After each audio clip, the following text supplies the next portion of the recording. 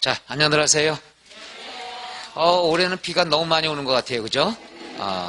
저는 이제 비를 엄청 좋아하는데, 그래서 좋죠. 비 싫어하셔요? 그래요? 난 여러분이 싫어요. 자, 오늘은 이제 국세에 대해서 배웁니다. 따라서, 오늘하고 다음 주, 다음 주에는, 중요한 양도소득세 마무리하니까, 신경을 좀 많이 쓰시면 되겠죠. 비 오는 날의 강의 참 좋은 날씨예요. 거기다 아침에 운동도 하고 아주 좋습니다. 여러분이 갖고 계시는 교재 134쪽이 되죠. 134쪽. 종합부동산세. 지금 말이 굉장히 많은 게 종합부동산세죠.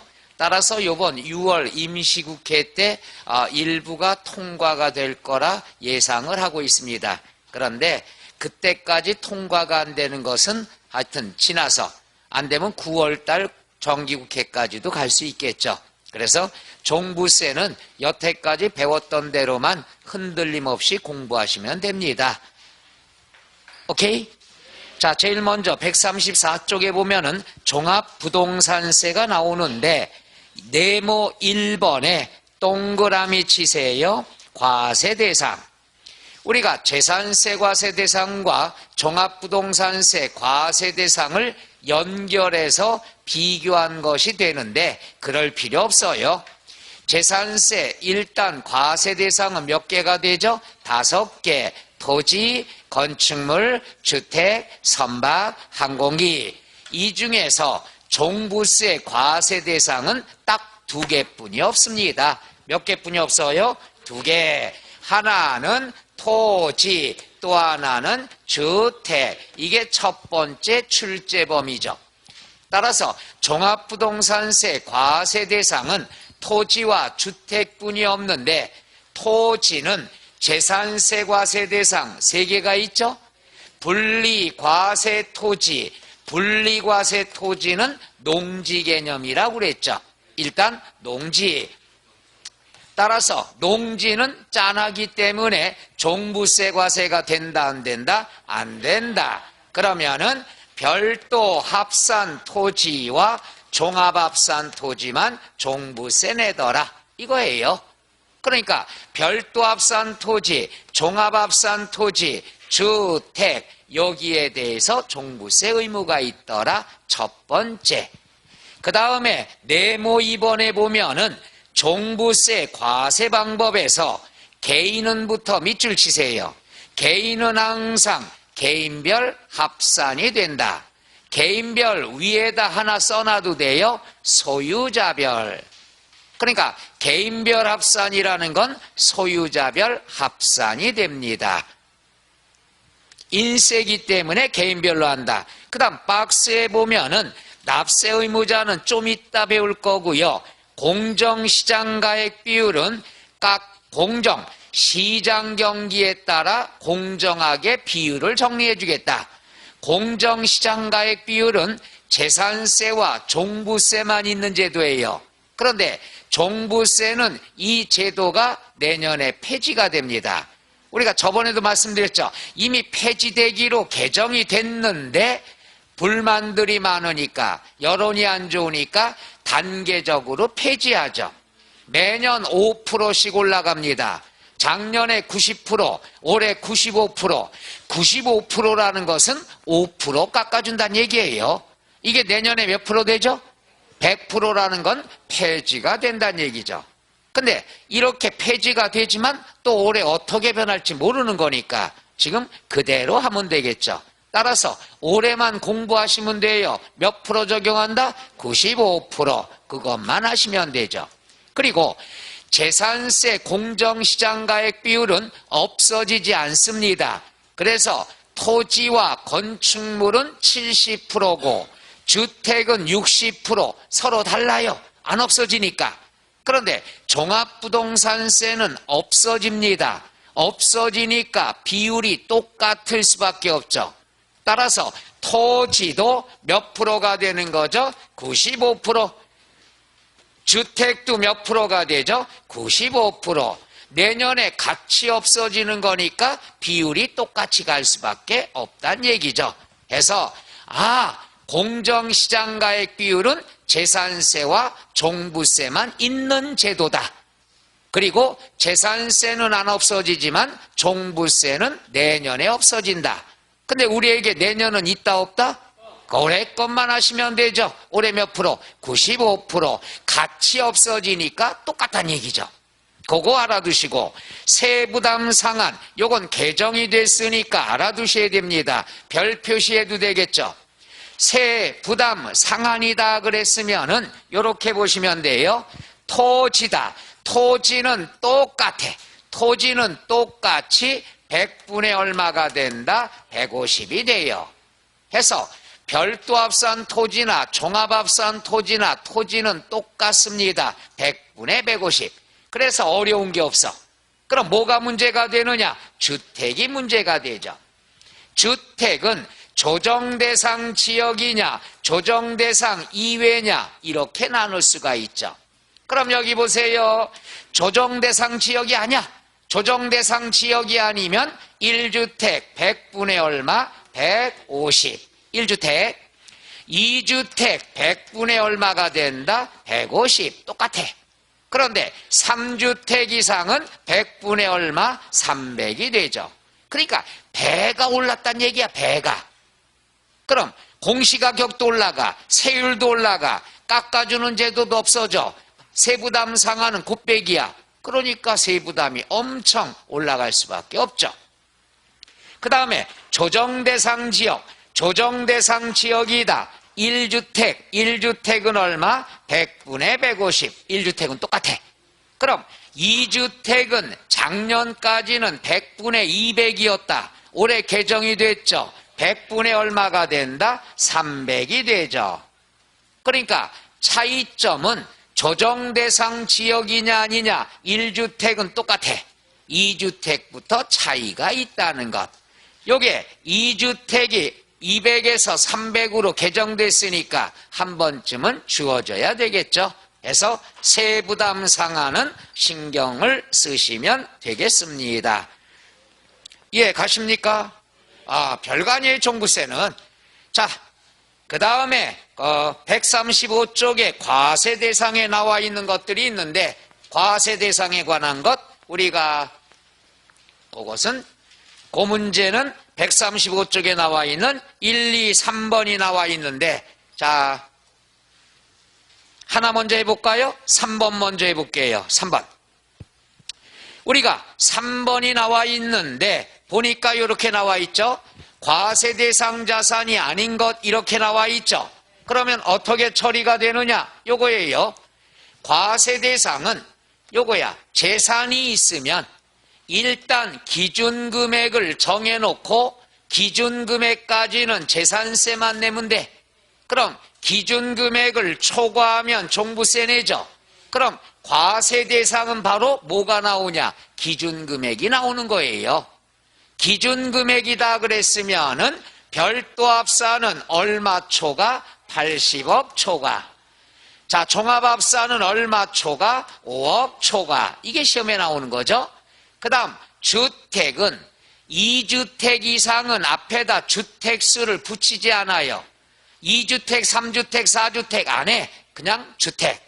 주택이다 그러면 2주택 이상입니다. 2주택 이상이다 그러면 6억 초과. 그 다음 1세대 1주택 1세대 1주택은 우리가 얼마 초과? 9억 초과. 그러면 종부세 의무가 있게 되겠죠. 그럼 여기 나와 있는 내용이 뭐가 있느냐? 3번.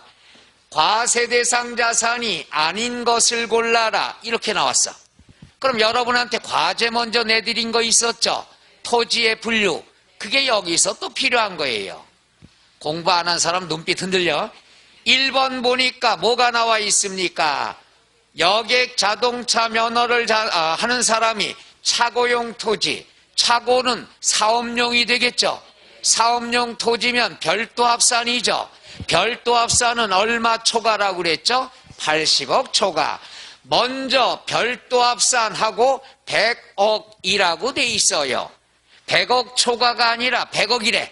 그럼 80억 초과에 들어가겠죠. 따라서 별도 합산 과세가 된다 안 된다? 된다. 그러면 기역은 과세가 되죠. 근데 아닌 걸 물어봤어. 박스가 나와서 기역이냐 니은이냐 물어봤을 때 답을 좀 쉽게 찾을 수 있다고 그랬죠. 일단 기역이 제껴놔야 되겠죠. 기역, 기역, 기역 제껴놨다. 그럼 두 개 남았네. 그럼 둘 중에 어떤 거? 그래, 그래, 그렇게 연습하는 거요. 아닐 때도 있지만 한번 볼까요? 니은은 부부 공동명의. 부부 공동명의가 10억짜리다. 그럼 부부는 각각의 주택으로 보죠. 그럼 5대 5억, 5억이죠. 그럼 2주택 이상은 6억 초과돼야 되는데 6억이 안 되니까 종부세 의무가 있다 없다? 그럼 따라서 니은 답이 되겠죠. 그 다음에 디귿번. 이건 뭐 앞뒤 볼 거 없어. 건축물은 무조건 종부세 안 내. 얘가 가끔 주어지거든요. 고민할 거 한 개도 없어. 공장 보지 마. 그냥 건축물은 무조건 안 된다는 얘기야. 토지와 주택만 된다고 그랬잖아. 따라서 디귿번. 그 다음에 리을번. 회원제, 골프장용 토지 이렇게 나와 있죠. 그럼 골프장용 토지는 사치성. 얘는 무슨 과세? 분리과세. 세율은 몇 프로? 4%가 된다고 그랬죠. 따라서 얘는 분리과세야? 아니야. 그러니까 리을. 그러니까 어때요? 기출문제 박스에서 기역이냐 니은이냐 나오면 지문을 다 몰라도 찾는 건 너무 쉽잖아. 이렇게 연습해. 근데 꼭 본인이 노력해서 푼다고 하고 틀려. 이렇게 하는 게 더 현실성이 있다는 얘기죠. 말 이해가세요? 모의고사 때 한번 막 연습해 보는 거야. 모이니까. 그럼 맞으면 자신감이 생기는 거야. 야, 이 방법이 있구나. 얼마나 쉬울까나? 자, 그래서 우리가 3번만 요번에 해봤습니다. 뒤로 넘어가서 나머지 것들은 풀지 말아야죠. 또 풀 거예요. 그 다음에 이제 137쪽에 납세의무자. 납세의무자 나가기 전에 다시 한번 과세 대상을 복습을 한번 해보도록 하죠. 뒤에 또 나오겠습니다만은 과세 대상이다. 그러면 별도 합산 토지, 종합 합산 토지, 납세 의무자가 과세 대상이 되죠? 그 다음 분리과세는 아니죠? 주택은 교재 좀 뒤에 나와 있는데, 좀 뒤에 할까? 지금 할까요? 그래, 해버려야 돼요. 주택, 토지와 주택이 과세 대상인데, 토지는 별도 합산, 종합 합산만 과세가 돼요. 그럼 분리과세는 과세가 안 되더라. 이건 많이 출제가 됐습니다. 너무 많이 울고 먹었어. 그 다음에 주택은 주거용만 종부세 내고 사업용은 종부세 안 내죠. 자, 주거용이다 사업용이다 구별할 땐 쉽게 가르쳐 드렸어. 집주인이 맨날 먹고 자는 집은 종부세 내. 가끔 자는데 딴 사람이 자면은 종부세 안 내. 사업용이야. 그럼 대표적으로 나오는 게 별장. 요거 많이 나왔죠. 그 다음 임대주택, 기숙사, 사원용 주택, 미분양 주택, 어린이집 주택, 문화재 주택은 종부세 합산 주택에서 어떻게 된다? 제외가 된다. 끝. 이건 기본적으로 알아두세요. 과세 대상. 이해 가셔? 그럼 과세 대상에 대한 것 됐고요. 그 다음에 납세 의무자 137쪽 맨 위에 나와 있죠. 금방 설명했던 거 다시 나갑니다. 보세요. 종합합산은 얼마 초과? 5억 초과. 별도합산 얼마 초과? 80억 초과. 주택은 얼마 초과? 6억 초과. 1세대 1주택 단독 소유는 얼마 초과? 9억 초과. 기준금액만 알아두시면 되는데 재밌는 거는 종합합산 지문이 작년에 출제가 됐어요. 너무 아깝죠. 옳은 지문으로 나왔습니다. 어떻게? 종합합산 과세 대상 토지는 공시가격을 합한 금액이 80억을 초과하면 납세 의무가 있다. 맞아요? 틀려요? 맞아요. 이렇게 출제가 됐어. 너무 아깝죠? 그런 게 요번에 나와야 되는데 걱정 말아요. 같은 등급의 문제가 지금 준비하고 있으니까 괜찮아요. 그 다음에 과세 표준이다 그랬으면 과세 표준은 납세 의무자를 복습 한 번 더 하는 거야. 기준 금액이 나와 있죠. 기준금액 나와 있으니까 보죠.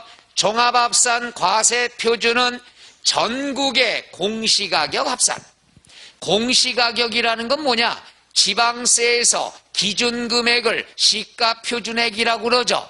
그럼 종합부동산세 국세에서도 기준금액을 뭐라고 그런다? 공시가격이라고 그래. 그러니까 시가표준하고 공시가격하고 땅으로 본다면은 개별 공시지가 뜻하는 거예요. 기준금액.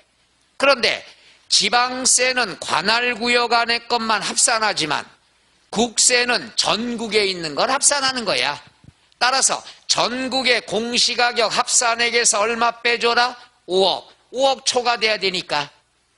그런 다음에 공정시장가액 비율 몇 프로 곱해준다? 95%. 별도 합산은 얼마 초과해야 되죠? 80억. 그럼 얼마 빼줘야 되죠? 80억 곱하기 95%. 이해가셔? 노노노. 주택은 6억 초과니까 얼마 빼줘라? 6억. 여기다 몇 프로 곱해줘? 95%. 항상 재산세 과세 표준, 종부세 과세 표준은 곱하기가 나와야 된다는 것. 이렇게 정리하면 편해요. 과세 표준 계산할 땐 곱하기가 나와야 된다. 어디에서? 재산세하고 종합부동산세. 그 다음에 1세대 1주택 단독명의다 그러면 그냥 오늘까지는 1세대 1주택을 가진 사람들은 착하다고 봅니다. 투기 목적이 아니야. 한 가족이 집 하나 갖고 있으면 착해. 그럼 착한 사람은 혜택을 하나 줍니다. 얼마를 더해줘요? 3억을 또 빼줘요. 먼저 요걸 무슨 공제라고 그러죠? 기초공제라 합니다. 그래서 9억이 되는 거야. 주택은 1주택이나 100주택이나 6억이에요. 그러나 1세대 1주택 단독 소유는 착하니까 얼마 더 깎아줘? 3억을 깎아준다. 이렇게 알아두죠. 그리고 우리가 이게 예를 들어서 자 공시가격이 4억이다. 그럼 5억을 빼주니까 마이너스 1억이 되죠. 마이너스라는 건 납부할 세금이 없단 얘기야. 근데 꼭 시험에서는 빼주는데 뺀 금액이 0보다 작으면 뭘로 본다? 0으로 본다. 이런 지문을 쓴다는 얘기죠. 0보다 적다는 건 납부할 세금이 없다는 얘기야. 근데 시험 볼 때는 0보다 작으면 마이너스가 나오면 0으로 본다. 0으로 본다라는 말은 납부할 세금이 있다 없다? 없다라는 뜻이 된다는 것. 그래서 과세 표준은 꼭 알아두셔요. 뭐가 나와야 되느냐? 곱하기가 나와야 된다는 것. 말 이해가시겠어? 그 다음에 밑에 박스는 아직 보지 마시고 뒤로 넘어가서 보셔요. 자, 단독 소유 1세대 1주택인 거주자에 대한 특례 나와 있죠. 요건 뭐냐? 1세대 1주택자는 착한 사람이야 나쁜 사람이야? 자, 초등학교식으로 공부하면 돼. 착해. 착하니까 공제 혜택을 해줘. 하나는 뭐냐? 기초공제 얼마? 3억. 에이, 너무 적다. 너무 적으니까 세액공제를 추가로 해줘요. 세액공제라는 건 뭐냐? 산출한 세액에서 빼준다 이게야. 그래서 산출한 세액에서 빼준다 그래서 세액공제가 되는데 첫째, 연령별 조건은 60세 이상이면 공제 혜택을 받아요. 몇 세 이상? 그럼 60세 이상, 65세 이상, 70세 이상 해서 20, 30, 40%. 따라서 연령별 공제는 최대 몇 프로 받을 수 있다? 40%. 에게 더해줘. 알았어. 보유기간별 세액공제. 연령은 60세 이상의 조건이 있지만 보유기간은 몇 년 이상? 5년 이상. 그럼 5년 이상, 10년 이상, 15년 이상. 그래서 20, 40, 50 최대 몇 프로까지? 50% 요것만. 그 다음에 연령별 공제와 보유기간별 세액공제는 조건만 맞으면 중복 적용할 수 있다 없다? 있다. 그러나 더하면 90%지만 올해는 몇 프로? 80%. 내가 궁신흥 됐더니 올 초에 90%로 논의가 거의 확정적이야. 근데 다른 거 난리가 나가지고 지금 통과를 못하고 있죠. 아마 6월 임시국회 때 통과가 되면 이것도 90%로 통과가 되지 않겠느냐 하는 게 개인적인 느낌이죠. 예상이고. 이미 이건 결정이 난 거거든. 근데 사람들이 야 종부세를 완화하면 안 된다, 양도소득세는 완화해도 안 된다 막 이러니까 여론 때문에 지금 통과가 안 된 겁니다. 여러 개 묻어서 가려고. 그래서 오늘까지는 중복 적용 받을 수 있지만 몇 프로가 된다? 80%가 된다. 말뜻 이해 가셔? 자, 그럼 나와 있는 것 거기 나와 있죠. 1번 기초공제가 3억 원, 2번에 동그라미 1번 연령별 세액공제, 2번 보유기간별 세액공제 이렇게 되겠죠. 그런데 보유기간이 나와 있을 때 기역과 니은을 보세요. 기역은 재건축입니다. 재건축. 그럼 요건 뭐냐? 요게 조금 부족한 내용인데 요거예요. 자, 원칙적으로 법에 의해서 재개발, 재건축을 하느냐 아니면 내 개인적으로 재건축을 하느냐 요렇게 두 가지가 있어요. 요거 할 때는 무슨 법이 도시개발법이라든가 주어져야 돼요. 우리가 요거야 재건축이다. 재건축이다 그럼 두 가지가 있어. 법에 의해서 전체적으로 다 하느냐 아니면 나 혼자 집주인 혼자서 재건축하느냐 두 가지가 있어. 그러면 재건축이란 말은 내 개인적으로 하는 거야. 어제 비가 많이 왔어. 집이 무너졌어. 에이, 이 김에 철거하고 재건축하자. 그럼 멸실된 주택에서 5년 살았어. 그 다음에 1년 공사를 해가지고서 새로운 주택을 지었어. 재건축 주택. 그런 다음 2년을 보유하고 양도를 했다. 이럴 때 보유기간은 상식적으로 접근하면 되죠. 옛날 집에서 몇 년? 5년. 새 집에서 몇 년? 통산, 합산을 해요. 그럼 보유기간 몇 년이 돼? 7년. 공사기간은 인정을 안 해. 왜냐하면 공사기간을 인정해주면 이거는 조작할 수 있어. 왜냐하면 보유기간이 길수록 세금들이 어떻게 될까? 줄어들겠죠. 그럼 일부러 요 공사를 나 혼자죠. 오늘은 벽돌 2개 하고 아이고 허리야. 그 다음날 벽돌 5개. 한 10년 걸려. 조작할 수가 있다는 얘기죠. 안 돼. 그런데 법에 의한 재개발은요. 내 개인적으로 나 재개발할래. 이거 아니에요. 재개발이라는 건 법에 의해서 그 동네를 재건축도 법에 의해서 재건축할 때는 공사기간을 포함 인정을 해줍니다. 왜냐하면 법에 의해서 재건축 들어가면은 공사기간이 짧을수록 원가가 덜 들어가겠죠. 그렇기 때문에 알아서 하겠거니 해서 공사기간도 인정을 해줍니다. 이럴 경우에는 옛날 집 5년, 공사 1년, 새 집 2년, 양도하면 몇 년이 되죠? 8년 보유가 된다는 것. 근데 여기는 간단히만 나왔죠. 원칙은 둘로 나눕니다. 어차피 공부하려면 제대로 알아야죠. 그래서 거기에 뭐라고 쓰느냐? 재건축 또는 재개발 나왔을 때는 멸실된 주택을 취득한 날부터 계산한다. 요거 애로사항 많아. 그래서 거기다 뭐라고 쓰느냐? 요걸 쓰세요. 법에 따라 법이 나오는 재개발 재건축은 공사기간 포함 이렇게만 쓰면 돼. 맨 밑에 써도 되겠네. 공백이 많으니까. 그걸 위에다가 겹쳐서 쓸 생각하지 말고 맨 밑에 넘네. 혼인 밑에. 그래도 고집들 세. 마음대로 해. 그 다음에 법률이 아니라 내 집주인 개인이 재건축을 할 때는 공사기간 제외. 우리가 이 옛날 주택, 새 주택 더하는 건 다 알잖아. 이해가요? 법에 의해서 하던 개인적으로 하던 그 집은 다 보유기간에 들어간단 말이야. 그럼 뭐가 차이야? 공사기간만 차이 있는 거예요. 그러니까 공사기간만 공부하면 되지. 나머지는 법에 의해서 하건 아니건 다 합산이 되는 거니까 공사기간만 차이를 둔다, 이렇게 보시면 되겠죠. 어떻게 쓰는지 몰라서 난리가 났어.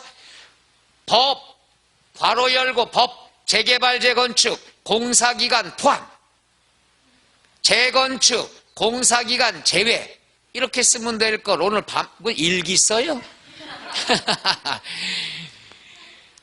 그냥 책에 있는 거대로 해줄 걸 그랬나? 못혀. 니은도 또 써야 되는데 니은은 상속입니다. 상속.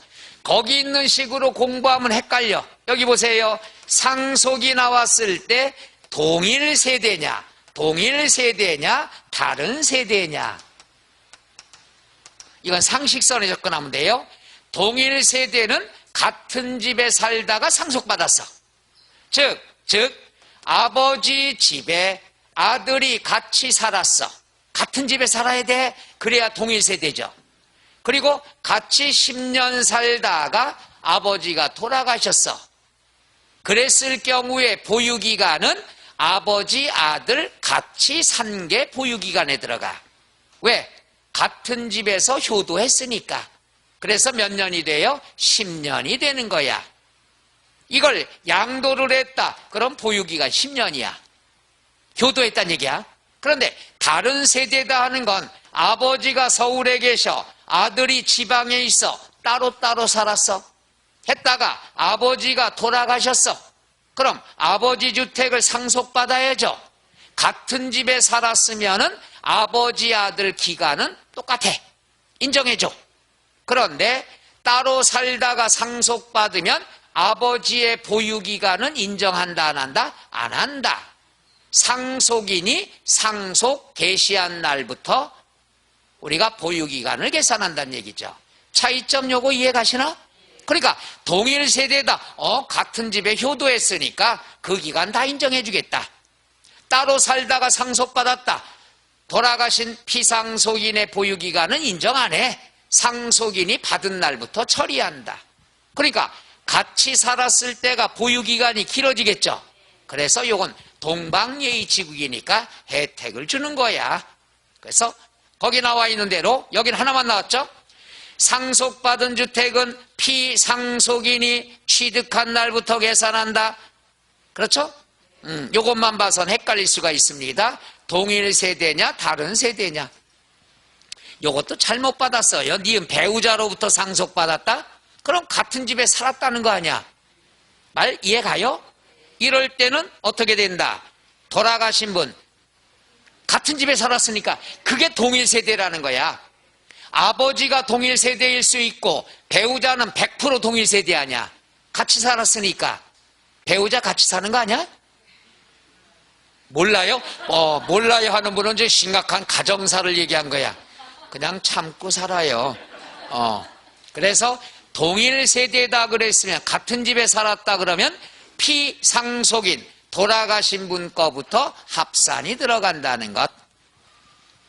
그 다음에 3번 공동명의 나와 있죠. 공동명의는 요거 올해 특례 나온 거죠.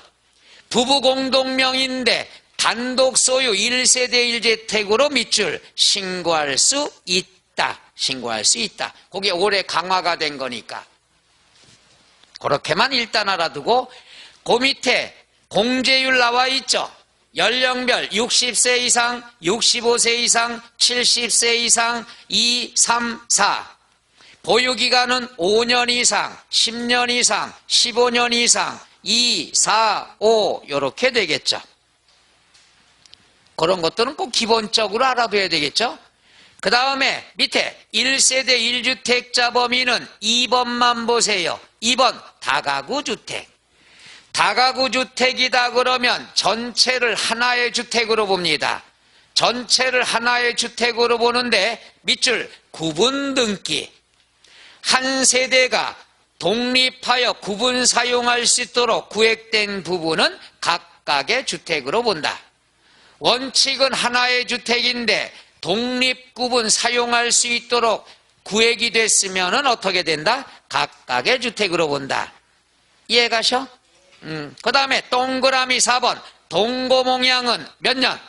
10년. 요건 양도소득세와 똑같습니다. 10년 동안은 각각의 세대로 본다. 그 다음에 니은 혼인. 혼인은 몇 년간? 5년간. 동고봉양은 10년. 혼인은 몇 년? 5년간은 각각의 주택으로 본다. 그 다음 139쪽에 맨 위에 합산 배제주택이라고 나왔죠. 합산 안 한다. 합산 안 한다는 건 종부세에서 제외가 되는 주택대란 얘기죠. 이건 단어만 찾으면 되죠. 첫째 뭐예요? 사용자 주택에 소유의 주택 나와 있죠. 종업원에게 주는 거 뭐가 있어? 밑줄만 쳐요. 기숙사. 그 옆에 하나 써놔요. 사원용 주택.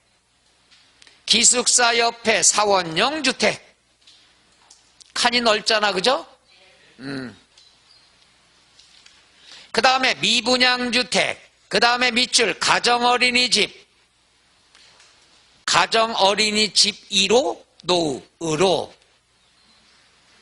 별걸 다 설명해. 그 밑에 등록문화재주택 밑줄. 노인복지주택. 나머지 것들은 신경 안 쓰셔도 되겠습니다. 그 정도 알아두시면 되고, 맨 밑에다 박스 밑에다가 하나 맨 위에 쓸까요? 맨 위에 밑줄 임대주택. 그것만 밑줄 치면 되죠. 찾았나요? 내려갔다 올라가니까 헷갈려요. 어지럽고. 그렇게 공부합니다. 그 다음에 과세표준과 세율은 쳐다보지 말고요. 마지막 나와 있는 신탁재산의 납세 의무자와 수탁자 동그라미 물적 납세 의무다. 이렇게 나와 있어. 이건 무슨 말이냐 하면은 동그라미 2번만 보세요. 1번부터 볼까? 1번 보면은 신탁재산은 첫째 줄 맨 끝에 신탁재산은 항상 누가 납세 의무자가 된다고 그랬죠? 위탁자. 동그라미 위탁자.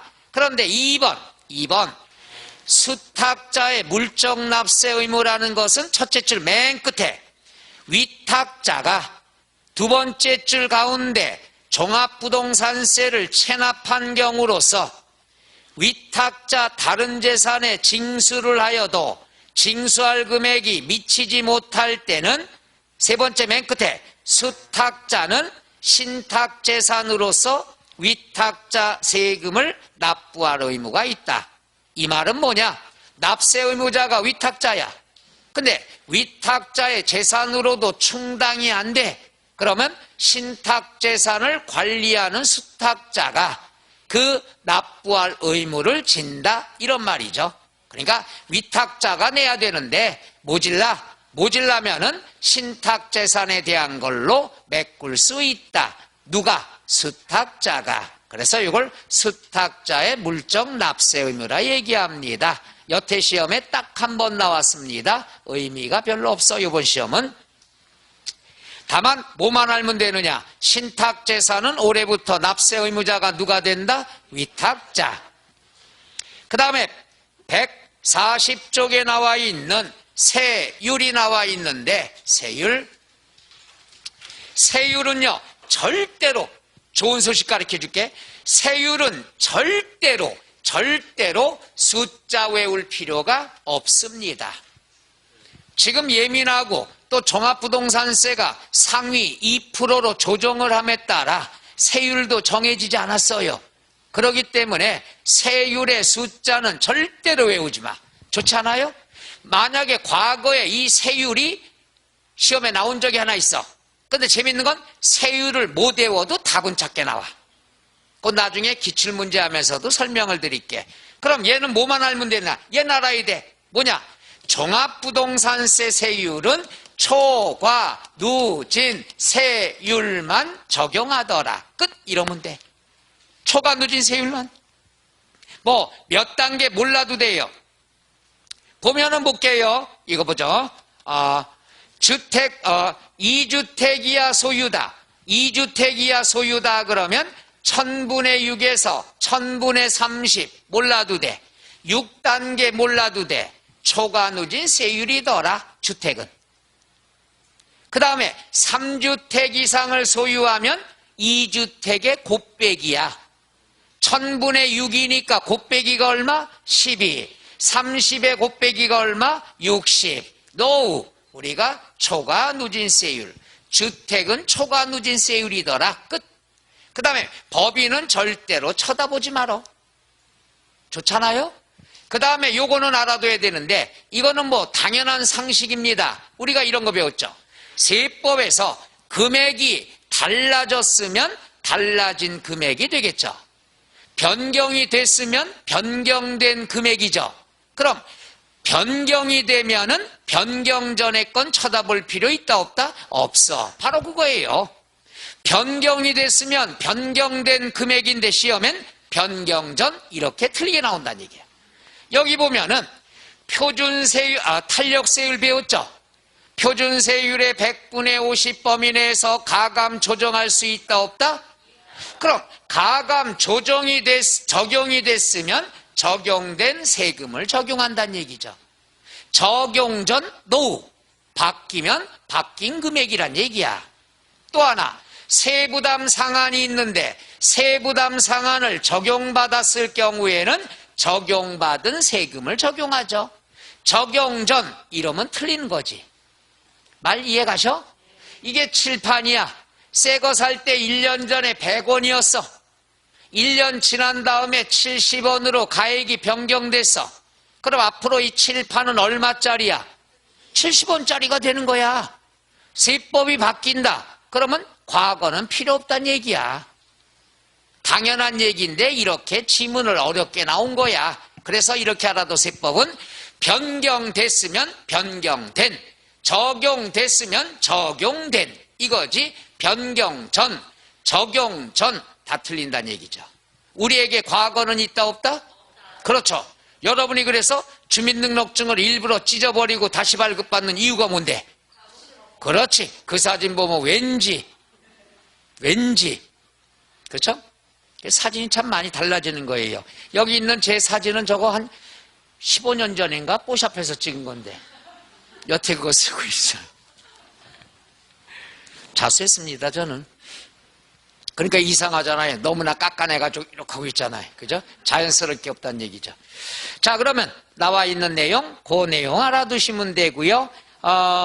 그 다음에 저기 양괄호 2번.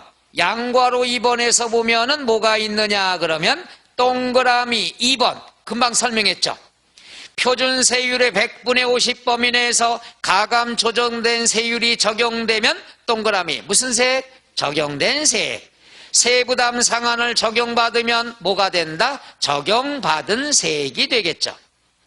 그 다음에 양괄호 3번. 세부담 상한을 적용하는 방법은 이거야.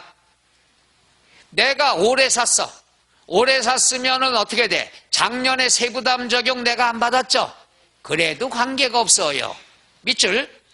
직전 연도 과세 기준일에 실제로 소유하였는지 여부를 불문하고 직전 연도 과세 기준일 현재 소유한 것으로 보아서 계산한다 이거야. 그러니까 내 주택이 나왔다. 내 땅이 나왔다. 올해 취득을 했어도 작년에 취득한 걸로 간주하고 세부담 상한을 적용한다는 얘기야. 당연한 얘기들이에요. 그 다음 밑에 있는 건 쳐다보실 필요가 없습니다. 그래서 요거 세율은 공부할 필요가 없어. 그럼 여기 한번 보세요. 이런 문제가 여러분 교재 143쪽에 11번 문제입니다. 과거의 기출문제를 조금 수정을 한 건데 과거의 기출문제. 자, 한번 잘 보세요. 여기 보여. 거기에서 보면은 여기 보세요. 여기에 함정은 뭐냐? 3주택 이상이야. 그럼 3주택 이상이다 그러면 아까 세율이 곱빼기라고 배웠어요. 근데 외우지 않아도 돼. 그래도 답 찾아요. 한번 해볼게요. 잘 봐요. A부터 E, 영어까지 나왔네. A부터 E까지 괄호한 몇 거라 이거야. 하나씩 봐요. 주택입니다. 3주택. 공시가격에 합계해서 얼마를 공제한다? 3주택이야. 3주택이면 2주택 이상이잖아. 주택은 항상 얼마? 6억. 이해 가셔? 그러면 여기에서 또 마수를 보여드려야지. 그럼 A가 얼마야? A가 얼마야? 6억 나와 있죠? 그 중에 어떤 거? 그래, 답이 몇 번? 5번. 이렇게 쳐주는겨. 여러분, 내 말을 안 믿으니까 의심병이 있으니까 그런 거야. 그럼 세율 이따 나올 텐데 세율 몰라도 답은 그냥 나오는 거야. 내가 출제한 게 아니라니까. 이거 어떡하 가슴을 열어보지도 못하고. 그러니까 왜 어렵게 사냐 이거야. 쉬운 길이 많은데 나 만난 거 행복을 하라 된다니까. 자, 그럼 볼게요. 두 번째. 그 다음에 공정시장가액 비율은, 자, 6억 공정시장가액 비율은 몇 프로? 95%. 그죠? 그 다음 과세표준 곱하기 6단계인데 그거 수정해야 돼요. 5단계라고 나와 있죠? 그거 6단계 개정된 거니까 6단계로 바꿔야 됩니다. 어디 있는지 찾았어요? 자, 그 다음 여기 보세요. 6단계 누지세율인데 최고 물어봤죠? 우리가 3주택 이상이면 최고 몇 프로라고 그랬죠? 60%가 아니죠. 1000분의 60. 이해 가요? 그래서 세 번째 60인데 얘는 몰라도 돼. 나 이거 못 외웠는데 외우지 말라고 그랬는데 그럼 지워버리면 되지.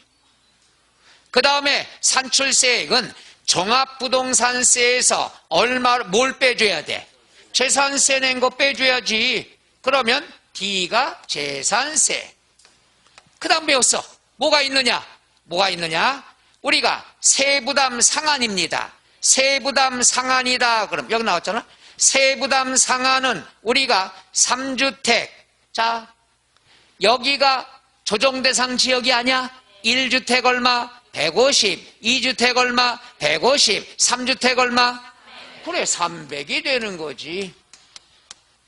말 이해 가셔? 그러면 나와 있는 걸 찾아보면은 답이 6억 100분의 95. 얘 몰랐어. 그 다음에 재산세 300%. 그럼 답이 몇 번이 돼? 5번이 되는 거란 얘기죠. 그래서 초과누진세율 종부세는 숫자를 몰라도 답은 찾을 수가 있다는 얘기죠. 그래서 종부세는 초과누진세율 끝 이렇게만 공부하고 숫자는 외울 필요 있다 없다? 없다. 해볼 만하지 않아요? 이런 식으로 10월까지 하면 돼. 어려운 거 하나도 없어요. 자, 그 다음에 나와 있는 것 보면은 145쪽에 절차적 사항 이렇게 나와 있죠? 납세 절차가 되죠.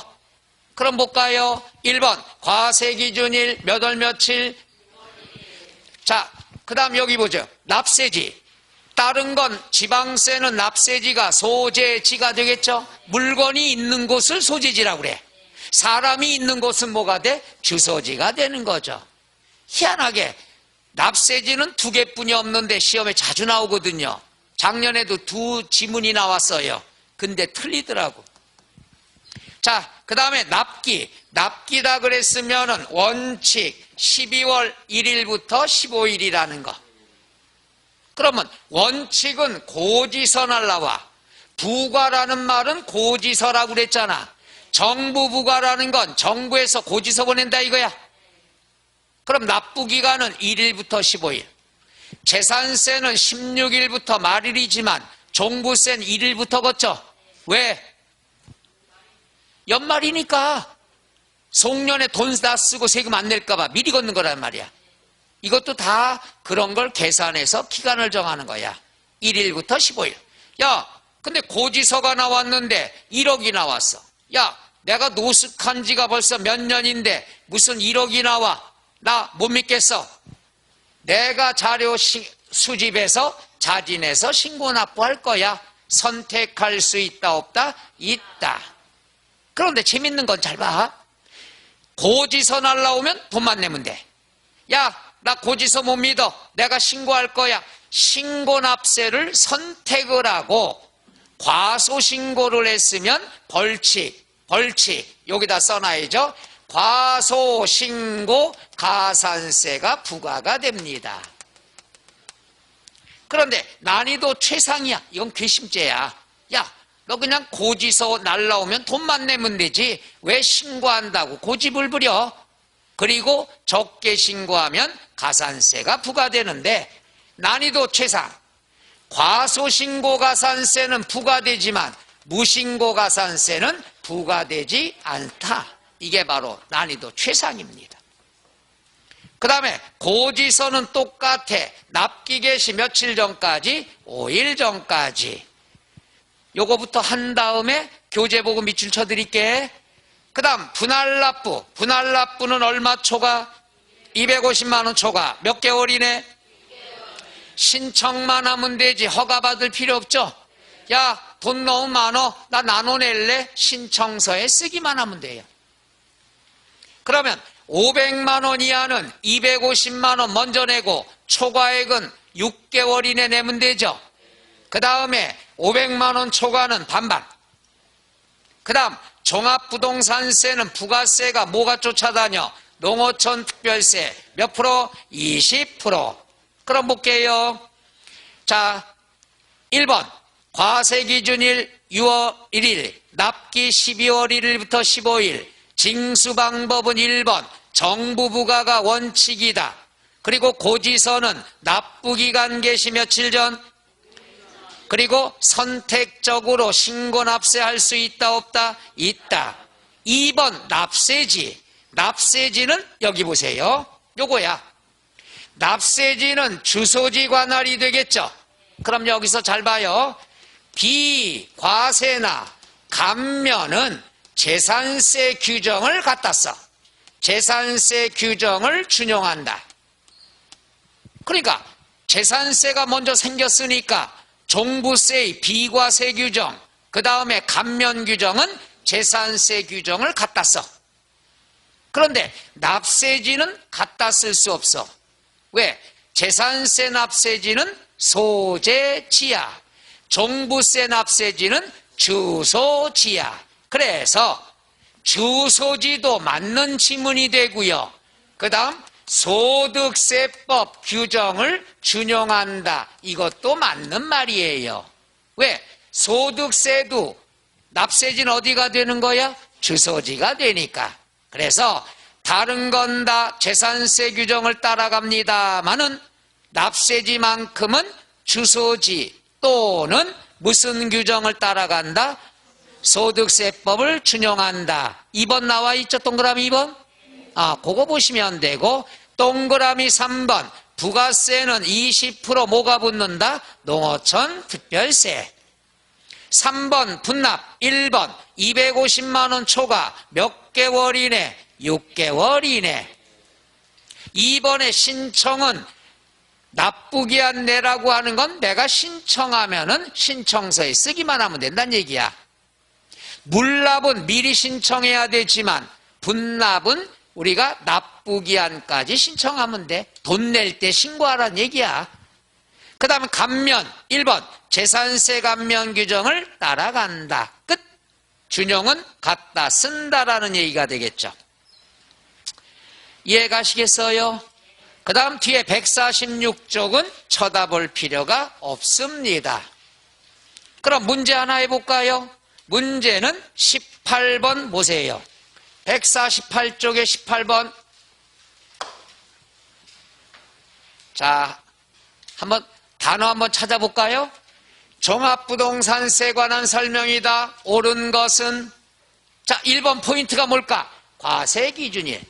과세기준일은 종부세와 재산세 같다 다르다? 그러니까 옳은 얘기. 답이 몇 번이야? 1번. 5초도 안 걸리잖아. 2번은 뭐가 틀렸나? 단어 볼까요? 2번. 세부담 상한제도는 재산세도 있고 종부세도 있죠. 근데 종합부동산세는 세부담 상한 규정이 없다. 맞아요? 틀려요? 틀려요.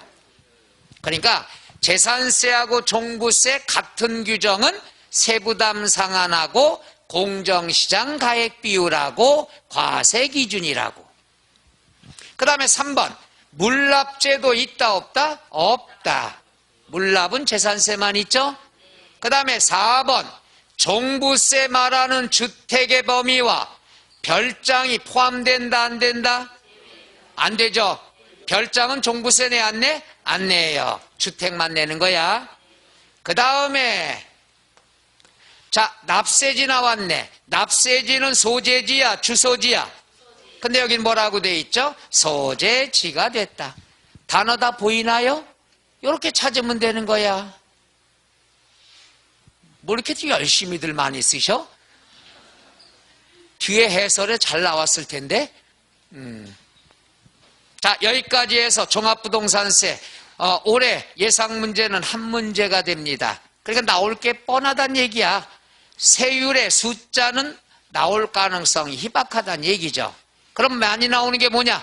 1세대 1주택자의 세액공제 나오는 거 있죠. 오케이? 세부담 상한제도 있죠. 납세 절차 있죠. 이런 것들에서 하나하나 뽑아서 한 문제가 나오는 거예요. 그래서 요거는 우리가 전략 과목으로 무조건 한 개는 맞아줘야 됩니다. 재밌는 건요. 이것저것 설명하려니까 지문이 길어요. 지문이 길지만 답은 쉽다는 것. 끝. 그 다음에 149쪽에 소득세 나와 있습니다. 이제 본격적인 거죠. 이건 좀 10분 쉬었다 할까요? 예.